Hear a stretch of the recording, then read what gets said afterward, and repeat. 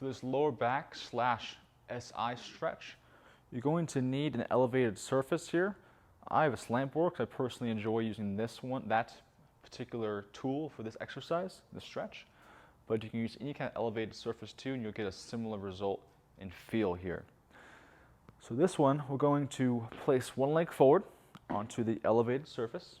You're going to bend that leg here, and then you're going to rotate your torso towards that same side hip, and I'll do a front angle too in a minute. I'm going to rotate towards this front knee here. My sternum is relatively in line with my knee.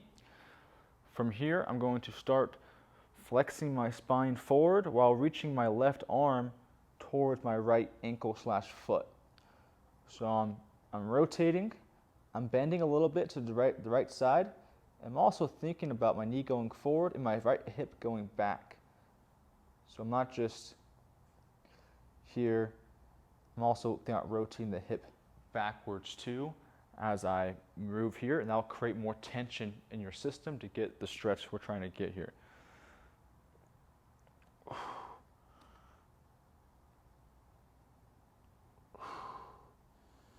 When you get there, just breathe, hold there, and play with angles of stretch and tension. So you can rotate a bit more if you want, think about flexing more, bending a bit more, playing with your knee position too. There's no particularly right or wrong way to do this. Just finding the angles, lines of tension that give you the most stretch and target your most needy and angry area, so to speak. And here's the front angle real quick for you guys.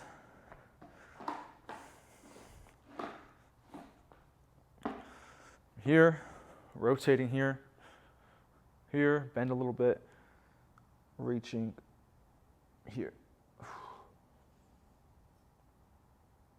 And I think moving that right hip back, and then a good round through your spine too in order to feel it through your back a bit more.